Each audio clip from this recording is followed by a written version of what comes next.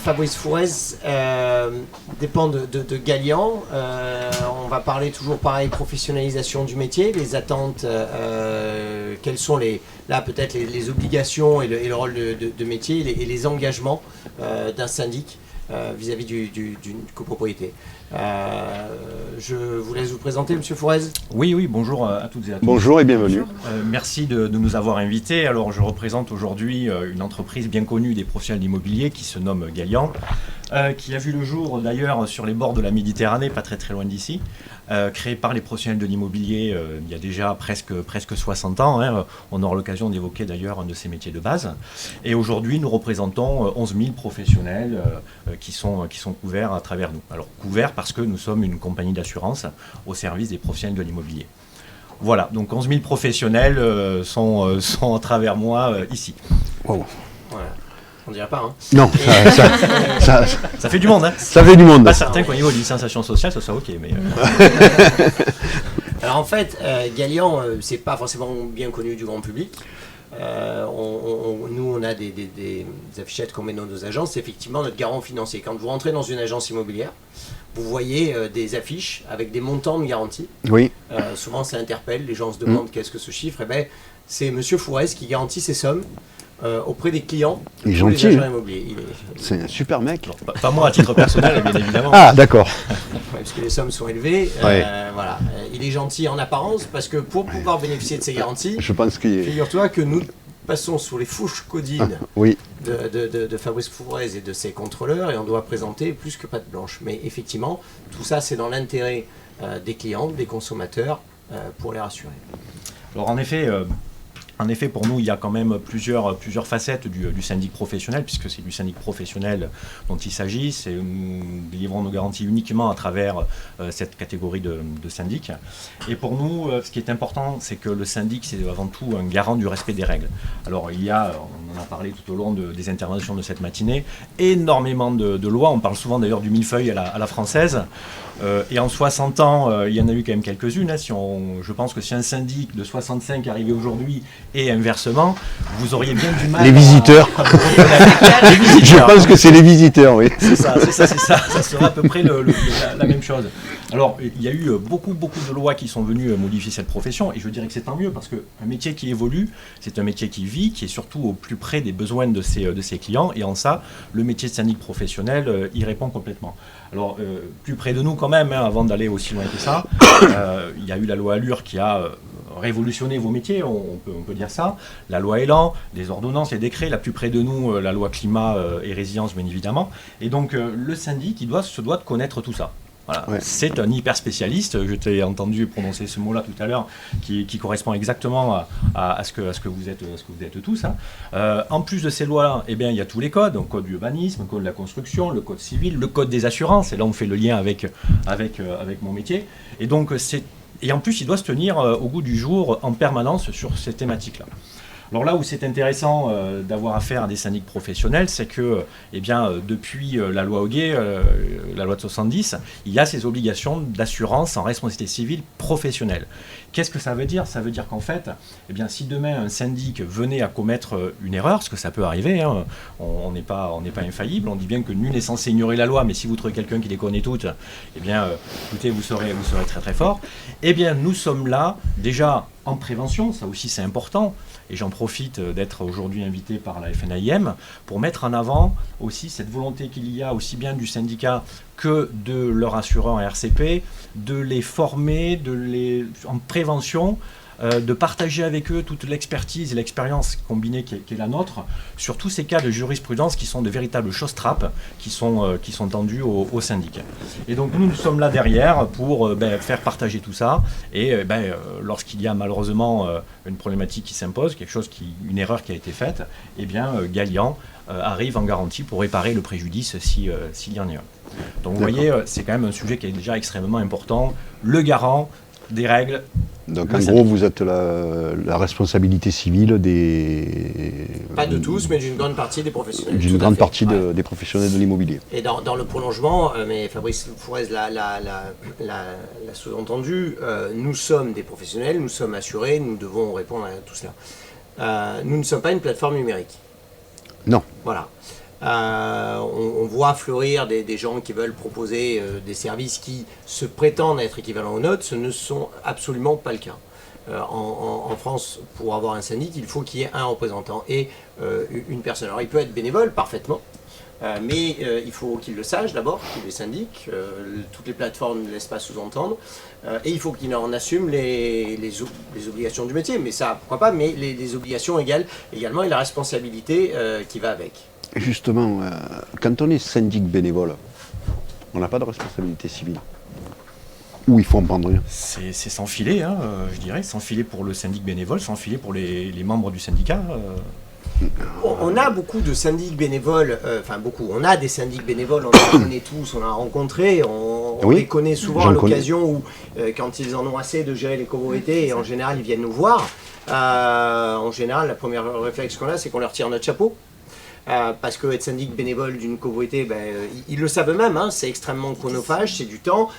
Pour les gens qui travaillent, c'est en dehors des heures, et donc c'est chronophage, il faut régler les conflits, il faut avoir tout ce qu'on a dit, donc je ne vais pas le redire, mais tu le dis parfaitement, c'est-à-dire qu'il faut être conscient de la responsabilité qu'on prend. S'il y a un conseil qu'on doit donner aux syndics bénévoles qui restent, c'est ne faites pas l'impasse d'une assurance en responsabilité. Oui, parce que ça vient de me sauter aux yeux là d'un coup, le syndic bénévole, quand je vois la matinée qu'on a passée et les formations que vous faites, parce que j'ai eu le plaisir d'y assister, syndic bénévole, non. C'était jouable il y a quelques années. C'était jouable il y a quelques années quand on faisait l'assemblée générale autour d'un apéritif ou un truc comme ça, mais là, non. Le syndic est un métier. Si on exerce cette profession à temps plein, c'est qu'il y en a peut-être besoin. Ouais. Voilà, si c'est une profession réglementée, ça veut dire qu'il faut un minimum de compétences pour pouvoir l'exercer. Et pour aller dans la continuité du propos d'Arnaud, c'est-à-dire le syndic bénévole, donc c'est un syndic pareil élu en assemblée générale, il doit répondre des mêmes obligations dans le rôle de syndic au niveau comme le dit M. Fourès, dans le cadre légal. Ouais. Donc c'est vrai que très souvent on les croise dans le cadre de... où ils démissionnent, hein, c'est-à-dire qu'ils arrêtent, parce qu'en plus la plupart du temps, c'est pas une règle générale, mais c'est souvent des copropriétaires résidents. Oui.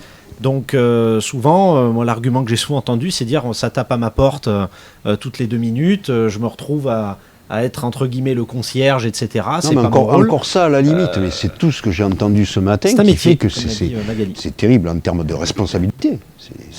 Dans la gestion, le juridique et le plan comptable aussi qui est très encadré et qu'on se doit de respecter.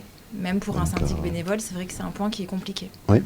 Exactement, donc puisqu'on parle de comptabilité, c'est aussi un autre aspect extrêmement important du métier de syndic.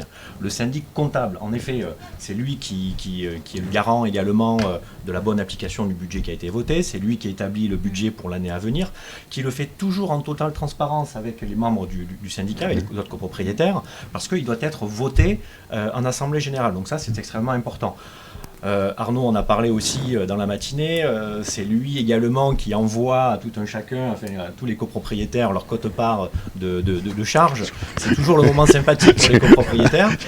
Tiens, il m'aime encore. C'est ça, c'est du vécu.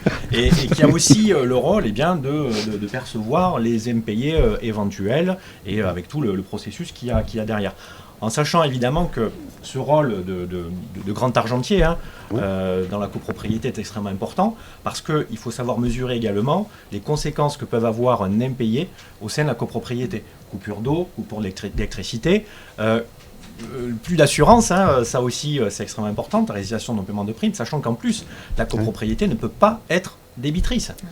Il y a des comptes séparés, ils doivent être parce au pire que 1 euro. Quoi. Avant non, avant il y a quelques années, il n'y avait pas de comptes séparés. Maintenant, les copropriétés sont comptes séparés, immatriculés. Absolument. Tout à fait. Registre des copropriétés. Registre des copropriétés. Toujours dans la continuité du propos Fabrice Fourès, c'est la réglementation accrue donc, du métier de syndic qui fait que, comme l'a dit Magali, c'est un vrai métier et il faut vraiment avoir une veille juridique, absolument. Tout à fait, oui. Et dans la gestion des fonds, compte séparé ou compte global, comme il y a quelques années, les copropriétés ne devaient en aucun cas être débitrices. Absolument. Et les garants étaient là aussi, lors des audits, à veiller à ce qu'aucune copropriété ne soit débitrice. Tout à fait, oui. C'est ça, sinon c'est pas bien. Il y a le problème, vous êtes 10, il y en a 2 qui ne payent pas l'eau. S'il n'y a qu'une seule arrivée, les 8 autres payent l'eau. C'est ça. Voilà. C'est ça.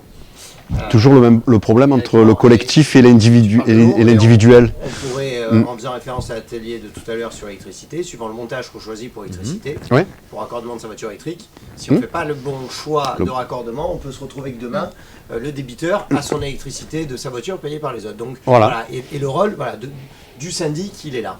Et encore une fois, je ne veux pas être trop lourd, mais nous sommes syndics et nous le faisons. Des syndics bénévoles peuvent très bien s'en sortir, nous n'avons rien contre les syndics bénévoles. Oui. Nous sommes beaucoup plus réticents sur des plateformes numériques qui veulent prétendre rendre un service qu'elles ne rendent pas. Non, elles facturent des prestations qui correspondent à quelques tâches comptables, je ne dénigre pas ça, mais la responsabilité est toujours portée par un copropriétaire qui, il semble, ne soit pas toujours au courant de ça, et avec les conséquences, c'est ce vide juridique. Exactement. D'ailleurs, je crois que c'est samedi, il y avait un reportage qui était particulièrement intéressant sur des syndics qui, à mon avis, n'étaient pas des syndics professionnels, ceux qui étaient partis avec l'argent des travaux. On montrait aussi un syndic, un copropriétaire qui est devenu syndic bénévole à ce copropriété, qui était confronté tout de suite à la réalité des choses de la part de ceux qui l'avaient sollicité pour prendre la place du syndic professionnel. Donc justement, j'ai trouvé ça très intéressant. Je dis, tiens, ça c'est vraiment un vrai sujet. Le syndic qui n'est pas un syndic professionnel, qui détient quand même l'argent de tous ses copropriétaires, membres du syndicat, pour payer tout ce qu'il y a à payer dans la copropriété, eh bien, si jamais il s'en va avec la caisse passer des vacances je ne sais où, eh bien, il n'y a pas de recours. Alors parce qu'en plus, celui-là, ce que j'ai vu encore dernièrement, c'est que les fonds de la copropriété, il le met sur son compte personnel, sans mauvais esprit, c'est-à-dire qu'il ne le fait pas en pensant à mal. Mais quand demain un copropriétaire veut vérifier, il verra la facture de tel supermarché, les factures et des comptes de la copropriété. Donc oui, c'est un problème. Tu as posé une question, j'ai répondu un peu rapidement en disant est-ce que des détournements de fonds peuvent exister dans les copropriétés encore? C'est ça ta question. De nos jours, non, parce que ça fait des années que ça n'est plus arrivé. Je ne dis pas que ça ne peut pas arriver, et ça peut arriver, et c'est pour ça d'ailleurs que Galian est là. C'est important, c'est-à-dire que le travail qui n'est pas connu par les copropriétaires de Galian, c'est justement de vérifier que le syndic travaille bien pour garantir les fonds qu'on détient des copropriétaires. Et c'est ce travail-là de l'ombre, parce qu'encore une fois, il est très très peu connu, qui est une vraie garantie pour nos clients. C'est ça, donc à l'instar en fait de la responsabilité civile, la garantie financière et la garantie de la genèse même du métier, la loi de 65 a imposé cette obligation de garantir les fonds mandants. Les fonds mandants, c'est tout ça, c'est tout cet argent qui transite entre les mains des professionnels, que ce soit sur la transaction, que ce soit sur l'administration de biens, tout à l'heure Maryse Niclot en parlait avec les dépôts de garantie, les loyers, sur les copropriétés, toutes les charges, les fameux fonds de travaux qui ont été renforcés à travers la loi climat et résilience, et bien tous ces fonds-là, c'est nous qui les garantissons. Et donc Arnaud a expliqué qu'on nous auditions régulièrement les clients. En effet, tous ces professionnels, tous les 2 ou 3 ans, nous allons les voir, nous vérifions que les fonds mandants sont bien présents, que la comptabilité est bien tenue et que d'une manière générale, tout correspond au cadre réglementaire exigé par la loi Hoguet. Donc tout ça est extrêmement important et ce sont ces grosses sommes que vous voyez sur l'attestation, c'est pas des chèques cadeaux, c'est pas ici. Ça fait penser au loto, c'est ça. Ça fait penser au loto. Ce n'est pas ça, mais c'est bien ce qu'on appelle la pointe, c'est le montant maximum qui est détenu par le cabinet, c'est ce que nous garantissons. Donc la pointe est à vérifier vraiment très régulièrement et à mettre à jour très régulièrement. C'est important de le souligner aussi. Ça fait partie de la loi Hoguet, tout à fait. C'est une des obligations. Et enfin, le troisième métier important en lien avec le nôtre, c'est le syndic assureur. Alors c'est vrai que Arnaud insiste sur cette cuisine arrière, dans l'arrière-boutique du syndic assureur. Et oui, parce que dans une copropriété, il y a un certain nombre d'assurances qui sont obligatoires par la loi. Donc la responsabilité civile du copropriétaire non occupant, c'est la loi Allure de 2014 qui l'impose. Vous avez également, toujours quitte la loi Allure, la responsabilité civile du syndicat des copropriétaires. Également la responsabilité civile du conseil syndical, donc ça c'est beaucoup plus récent. Et donc ce sont déjà des textes de base que le syndic doit veiller à faire appliquer, ou en tout cas à informer à minima les copropriétaires de ces différentes obligations. Donc pour ça, pour pouvoir, et Mehdi a parlé tout à l'heure de devoir de conseil, pour pouvoir conseiller au mieux un copropriétaire et son syndicat sur une garantie d'assurance, il faut maîtriser le sujet. On en revient toujours à cette notion d'hyperspécialiste. Donc on a un expert en bâtiment, on a un ingénieur thermique, on a un juriste, on a un comptable et on a également un assureur. Également, si on va même plus loin dans le temps, la dommage ouvrage. En copropriété, il y a des travaux et a priori, il devrait y en avoir beaucoup. Ça, c'est très intéressant. C'est ce qu'on a appris ce matin, oui. Voilà, donc beaucoup de travaux en perspective. Et il y a une loi très ancienne qui s'appelle la loi Spinetta qui oblige les entreprises de construction à avoir une assurance décennale. Et en parallèle, le maître d'ouvrage doit avoir une dommage ouvrage.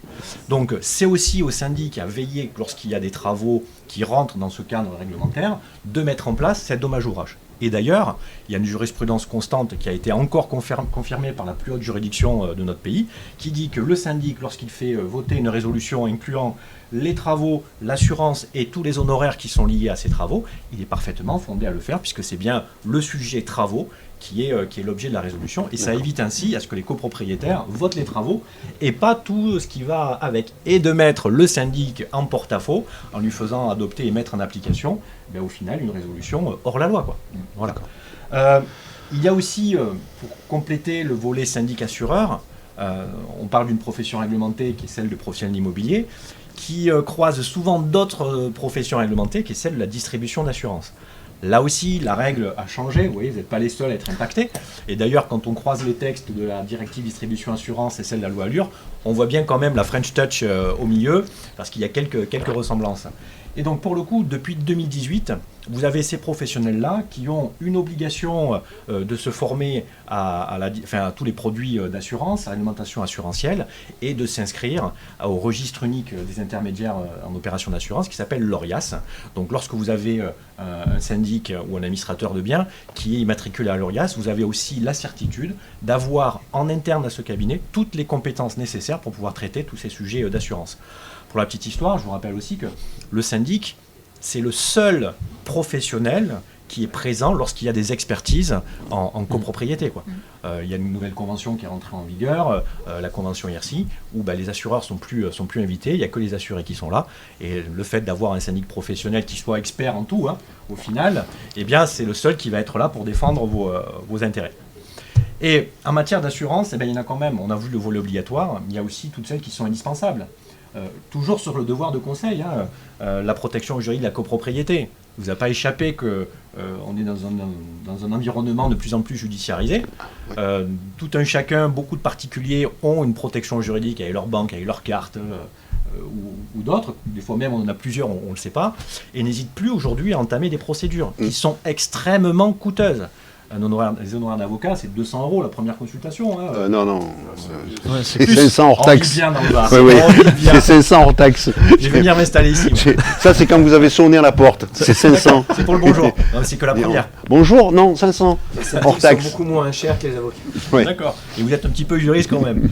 Donc, ça coûte très très cher et beaucoup de syndics proposent les protections juridiques de la copropriété, non pas parce qu'ils n'ont pas les compétences en interne, mais parce qu'à un moment donné, quand il faut entamer des procédures, il faut bien les payer. Et pour ne pas impacter tout ce qui est budget de la copropriété, ils dotent les syndicats des copropriétaires de ces outils. D'accord. Avec ou sans option d'ailleurs sur le recouvrement des charges, parce que là aussi, vous avez bien compris qu'il va y avoir de plus en plus de charges qui vont peser au grand désarroi d'ailleurs des syndics, qui les appellent, qui vont peser sur les copropriétaires avec des éventuels risques d'impayés.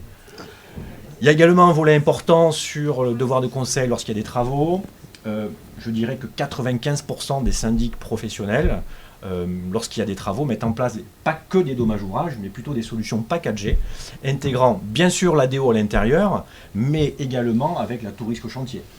Parce qu'en effet, lorsqu'il y a un chantier qui démarre, il est hors de question de le laisser sans couverture jusqu'à l'entrée en vigueur de la dommage ouvrage. Donc ils ont aussi cette approche-là globale de sécurisation à travers les solutions d'assurance de leur syndicat de copropriétaires. Ça va aussi sécuriser leur responsabilité civile professionnelle et on rentre vraiment dans un cercle vertueux. Et puis enfin le dernier sujet qui est extrêmement important, qui est aussi source de mise en cause de la responsabilité civile des professionnels d'assurance, c'est l'assurance du bâtiment, la multirisque immeuble. Mais là, je crois que c'est ma consoeur qui doit intervenir sur ce sujet. Exactement, voilà. Merci Fabrice d'avoir été complet, un peu technique, on ne veut pas rentrer dans le détail de tout, le temps nous manquerait, mais effectivement sur ces sujets-là, il y a beaucoup à dire. Voilà, merci.